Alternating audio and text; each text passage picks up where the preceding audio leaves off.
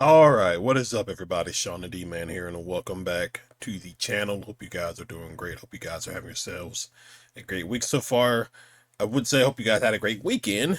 Obviously, if you're an Auburn fan, that was not the case. Now, I did not get a chance to really talk about the Auburn Alabama game that happened this past Saturday night. Although I do obviously know Auburn lost, and then looking more into it, not necessarily talking with people, but just reading stuff about it. It was definitely not the final score does not really indicate the way this game was going. Now, I did catch part of the game at the beginning, like maybe like the first 5-10 minutes of it, and I can clearly tell, oh, this is not going well at all. Ultimately, Auburn loses 96-84, but again, that final score is not really,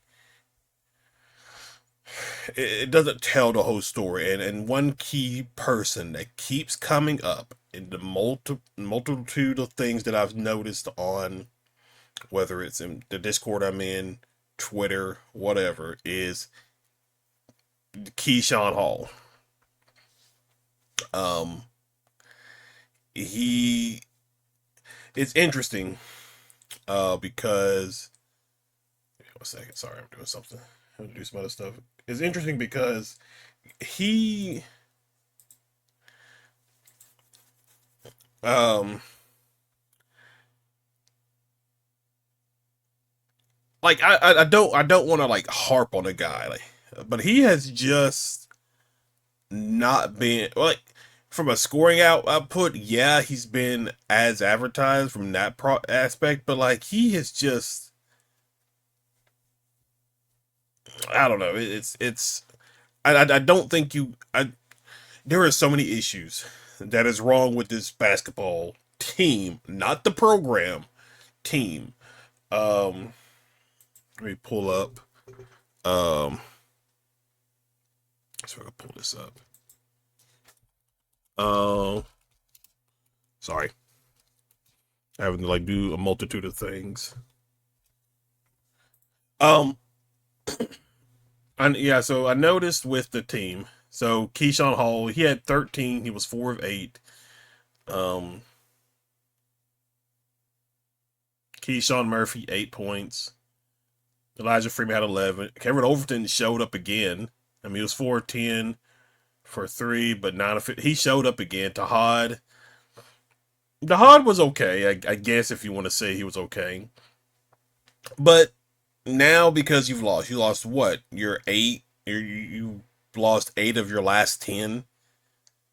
You beat Kentucky. You beat LSU, but you lose to Mississippi State. Now you could probably excuse the Mississippi State one because Hubbard going off like he did in that game. If you had a deeper rotation to where Kevin Overton maybe could have rested a little bit longer, you probably would have won that game regardless. But even then, it took Hubbard scoring over 40 points to beat Auburn. Um, but then you lose to Oklahoma. You lose to Ole Miss, and it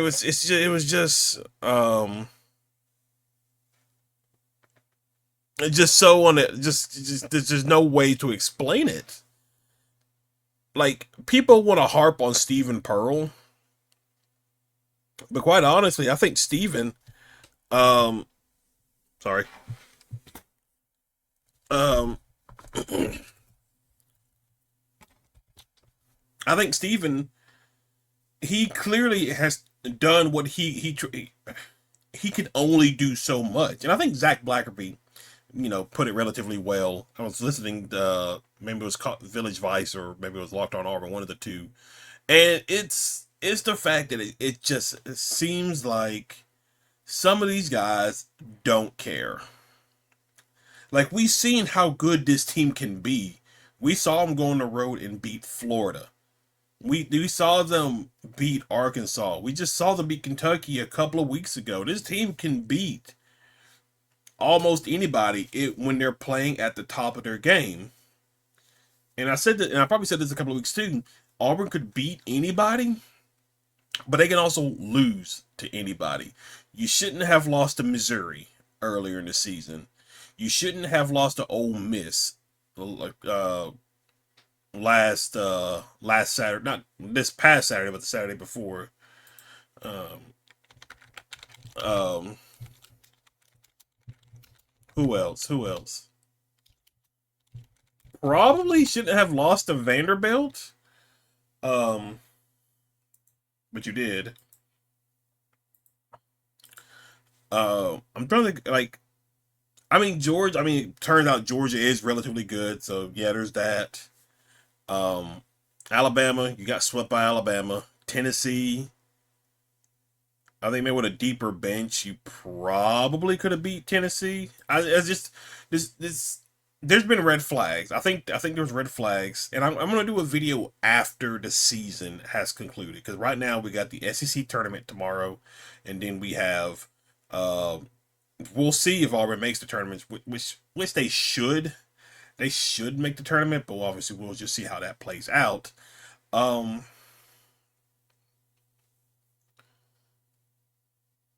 it's just I feel like a lot of people should have seen this coming with how everything went down because there's a lot of stuff about it. There's a lot of issues. That's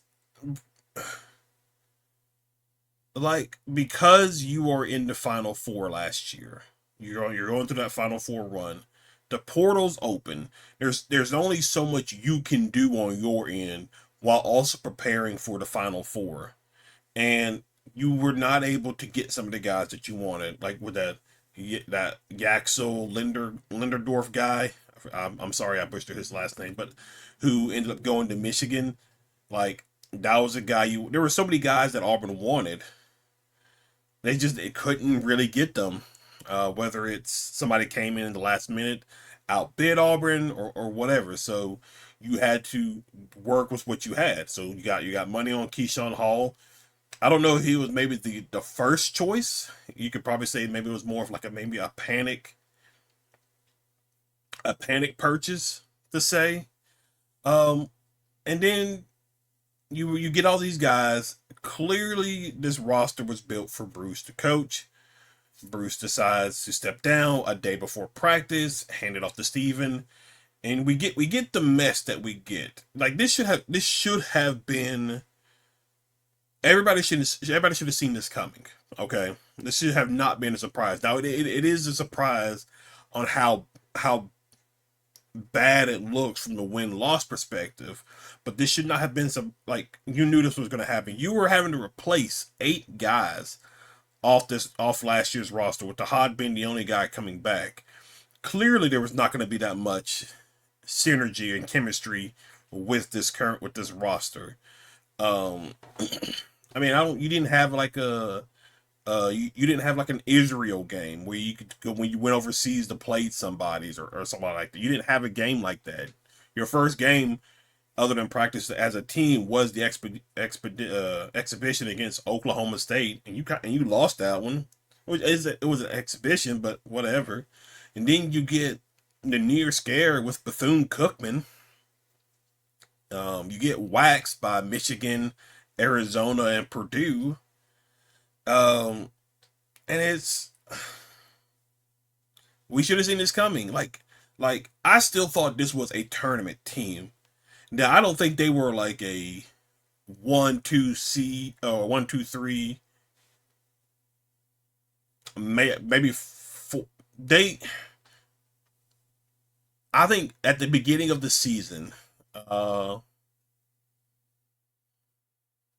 at the beginning of the season, I felt like this before games were played. I felt like Auburn was probably gonna be like a maybe a fifth, sixth, seventh seed because you lost so much. You have a extremely tough schedule, but if you were able to manage that non-conference relatively well and manage your conference schedule, I think you could have been in that fifth, sixth, seventh seed line. And I think if Auburn would have handled business like they were supposed to going down to the wire, they probably would have ended up maybe an 8 or 9, or maybe a 7 or 8 seed, but they didn't. So, um, you if it's crazy looking back at some of these games. You had a 1 point loss to Houston. That could have changed some things around. You could have, if you made your free throws. I think it was the Georgia game to start the conference play. If you would have made your free throws, you would have beat Georgia. Um, you should have beat Texas A&M. You should have beat Missouri. Alabama, you played better defense. You might have won that game. Them having Charles Bediako kind of, it was a little bit unfair. Um, um, I'm trying to think what else.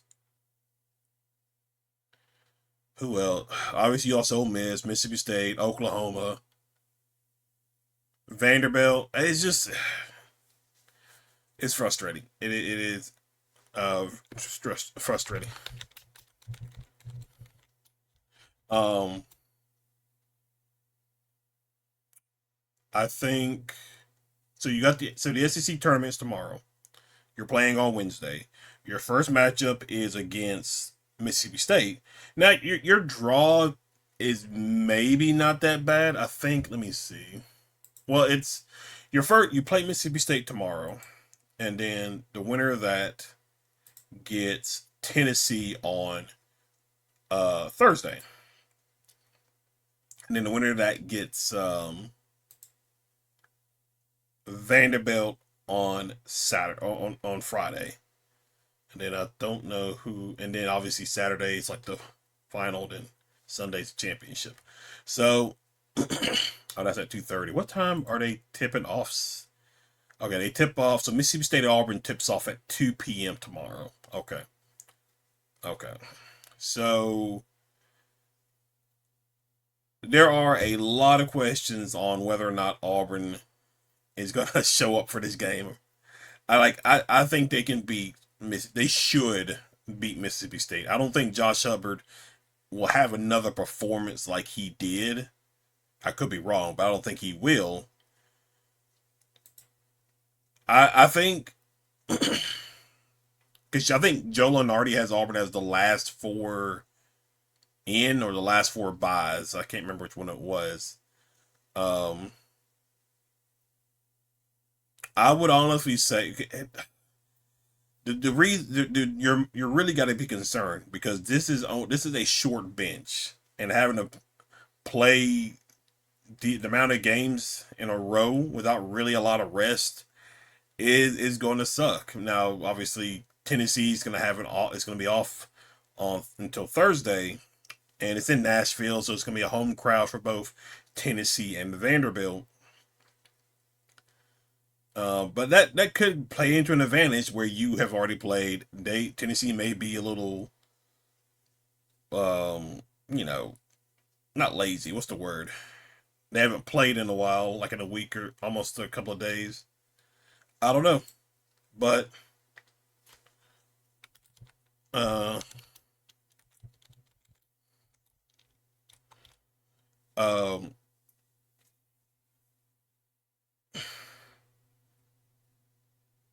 I want to say they win 2 games, but I just from everything that I've seen from this team, it's just I don't feel confident. Like they could probably beat Mississippi State tomorrow. Would they beat Tennessee? Probably not. I think Auburn could be one and done in the SEC tournament, and then we'll have to just wait till Sunday to see what happens in regards to the NCAA tournament. Because one of the things you can't have happen is you can't have a surprise team win their conference title, because then obviously that will probably like knock Auburn out of it out of the tournament. They shouldn't accept an NIT if that's the case. And I think you just if it comes down to it, where you either you're in a tournament, or if you get knocked out because of a surprise team winning their conference championship or something like that. Um, either way or whatever. Auburn is they're going to be ready to move on and get ready for the transfer portal, because I think the portal opens April 12th. I think it is, and hopefully by then the GM for the basketball team, or for at least the basketball program, will be in place, and you can look at what you need, because clearly you can see what you need. Because here's what you need to keep, and we'll talk more about this after the season's over. Um, Obviously, Tahad's leaving regardless, whether it's the portal, the draft, whatever. I think he's gone. Obviously, Keyshawn Hall's out of eligibility. Keyshawn Murphy's out of eligibility. So, you Kevin Overton's a junior. I would definitely try to keep him. He has been a pleasant surprise for the most part. I would like for him to maybe be more consistent, but I also think he was not the. I don't think the plan was for him to start. I think the plan was for him to come off the bench. But obviously things happen, and Chad Baker Mazzara left, which surprisingly he's no longer with USC, but that's beside the point. Um, um, I'm trying to think what else. Um,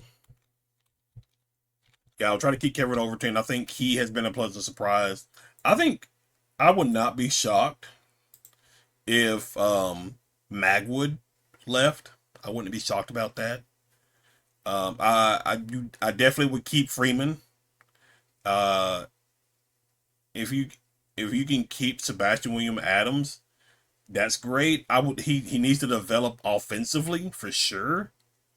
But I think he's a guy that you could probably work with, and maybe get him going. Jovic, I like Jovic again. He's somebody that needs to develop an offensive game as well, and hopefully having the amount of games that he played this season coming from European basketball, hopefully this will help him. I think he's still probably going to be a coming off the bench type of guy. Um, and then like Simon Walker, definitely keep him if he's ready to go. We've seen what he can do offensively.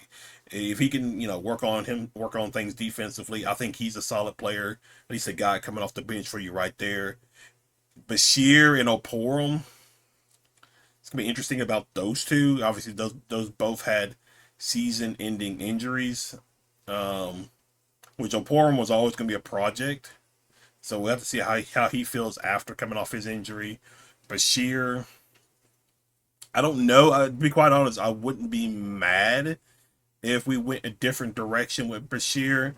But what you're mainly gonna need this offseason is 2 point guards. And I think how I would rather do it is you get maybe like a senior point guard, and then like a young guy, like a sophomore, a freshman, or a sophomore, somebody like you could that's only have to like come off the bench and sit for a year, and then they're the guy going forward.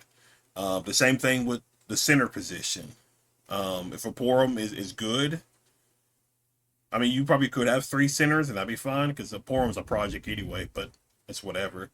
Um, Two centers. Again, I would like an older guy, like a senior, who could give you quality minutes as a starter, and then somebody coming off the bench, and then after they leave, boom, guy, hey, you're basically starting the rest of the way. Um, Shooters, definitely you need some 3 point shooting. Um, and you gotta have guys who want it. You gotta have guys who are gonna put in the effort each and every game. You just do. Um, but we'll see. We'll see. So Auburn takes on Mississippi State tomorrow at 2 p.m. First day of the NCAA men's basketball or SEC basketball tournament. And we'll just see. We'll see what happens. We will see what happens. Either I will have a video out tomorrow afternoon, or it'll be that Thursday, depending on how things are going for me. But yeah, we'll see.